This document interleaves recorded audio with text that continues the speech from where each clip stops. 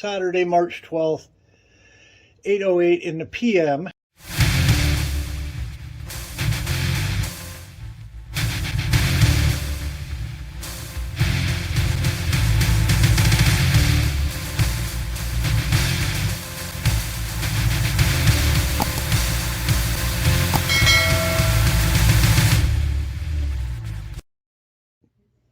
Alrighty, Almanzo here. I'm back. So yes, I am here on a Saturday night making Johnny 5 parts. So next thing I need to do is I need to cut off. Let me look at my viewfinder here so I can see. I need to cut off some material from this end. Okay, the spec on these, as far as CAD World being perfect, is from this point here, from this flat edge, okay, out 470 thousandths of an inch. But I soon discovered when checking these that if I check these, this one here, let me see, yep, I'm zeroed. This one here, whoops, wrong one, and I want to do the large one first. So this one, is that showing up? Oops, there we go. Yeah, 737 thousandths, okay? But this other one is same dimension, or same measurement, I should say, 723. So there is a variance. So, fortunately, I know the design in and out because I either directly designed a lot of these things, you know, modified this part in CAD, or, you know, was working with, you know, other people such as Ramon and Andrew, and said, yeah, let's make this or that, or they said it needs to be this or that. But I understand all the interconnecting, you know, what this function is and what interconnects with it. So what I'm going to do here, since there is a degree of variability in these parts, is, and now here I've done this one, okay? So let me get up close to the camera so you can see. There we go. Hopefully that's focusing. Okay. I'm going to remove 250 thousandths of an inch off of here, okay? The hole for the quarter 28 tap has already been drilled. I won't tap that till after I do this facing operation.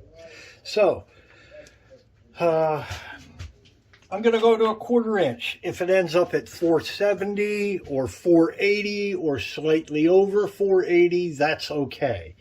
That will be fine. I know the design. I'm going to go back into CAD. I know there's an interfacing cup that goes on here that needs to be a compression fit. And I'll just make sure that that extra length doesn't affect anything. And if it does, I'll modify the interfacing part, which hasn't been made yet. So this is one of the things we do on this project when we're CADing, you know, designing this stuff. Sometimes parts direct from the manufacturer have variances, and you have to account for them in your design. So here's what I'm going to do here. I'm going to stick this in here. I'm going to make sure I have more than a 1/4 inch or 250 thousandths sticking out. Give that a quick snug. Yep.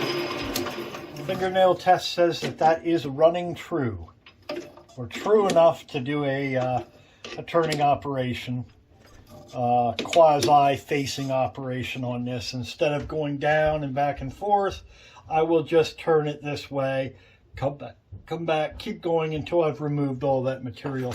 So, again, I haven't moved my stop. So let me see here. So I got to turn this back 6 times. Okay, so 1, 2, 3, 4, 5, 6. It should get me in the ballpark of where I need to be. I'm going to go over, and I'm going to go back, Okay. So what I'm going to do is turn this on, and I'm going to do a scratch cut here as soon as I see my tooling has engaged the end of this. I know I've hit my 0 point, so turn in, do my scratch cut.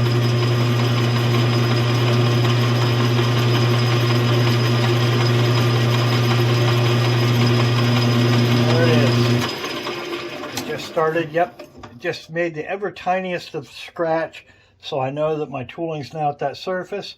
I re-zero my cross slide. Okay, so I'm re-zeroed. So this particular cross slide, for every full turn, it's 40 thousandths of an inch. I need to go in 250 thousandths.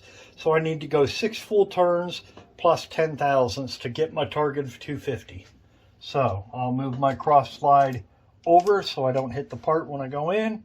Okay. So 1,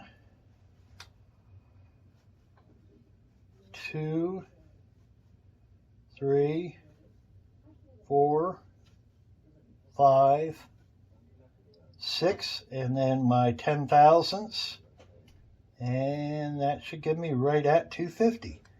Okay, looks good. I've set this up. I had to angle my tooling a little bit so I don't hit the jaws of the big spinning steel wheel of death.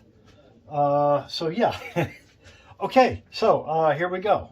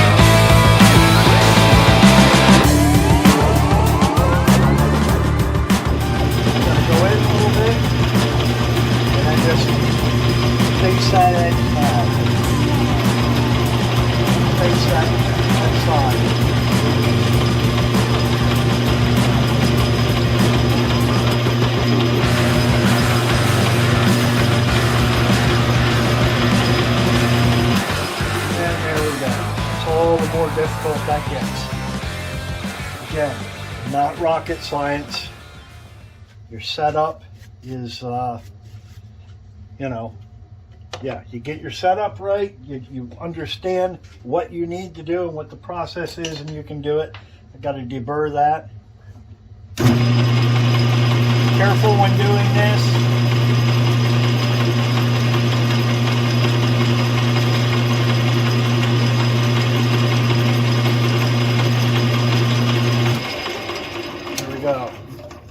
Yeah, you catch that file on something in there. Yeah, I don't know if you noticed the way I was holding it, but I was holding it very, firmly, but not too firm. This way, if it decided to take on, catch on something, it wasn't going to be driven through my hand. Okay, so let's see here. So my target should be between 470 to 480. Come on. It's off by 1,000ths for some reason. Huh. Well, we'll just re-zero it. Okay, so here we go. This out. Here it is. Whoops. Sorry. I hope that's focused. All right, so I'll go ahead and pull a dimension. And there